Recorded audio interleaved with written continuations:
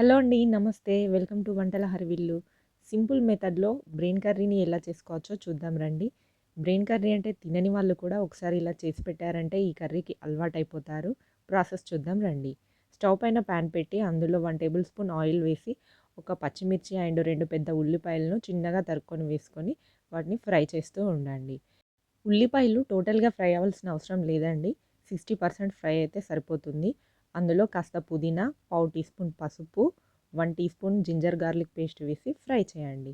Ginger garlic paste fry అయిన తర్వాత అందులో ఉప్పు నీళ్ళలో మనం శుభ్రం చేసి పెట్టుకున్నటువంటి బ్రెయిన్‌ని వేసి ఫస్ట్ కదపకండి. 1 మినిట్ అలాగే ఉంచండి.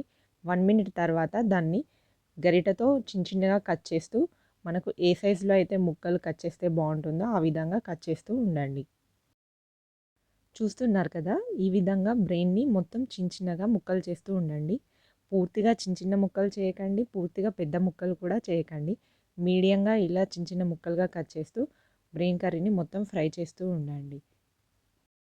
చూస్తున్నారు కదా! ఈ విధంగా చిన్నగా కట్ చేస్తూ ఉండండి. మనం కట్ చేస్తున్న ప్రాసెస్‌లోనే బ్రెయిన్ కర్రీ మొత్తం ఉడికిపోయి ఫ్రై అయిపోతూ ఉంటుందండి. ఈ టైంలోనే రుచికి సరిపడా సాల్ట్, కాస్తంత garam masala, half teaspoon red chilli powder కూడా వేసుకొని, మనం వేసిన ఉప్పు, గరం మసాలా, కారం ఫ్రై అయ్యే వరకు ఫ్రై చేయండి. ఆ తర్వాత కాస్తంత కొత్తిమీర వేసి స్టవ్ ఆఫ్ చేసుకున్నారంటే మన బ్రెయిన్ కర్రీ రెడీ అయిపోయినట్టే.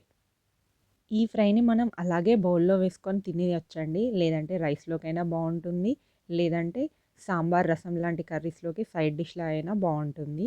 వీడియో నచ్చితే లైక్ చేయండి, షేర్ చేయండి, కమెంట్ చేయండి.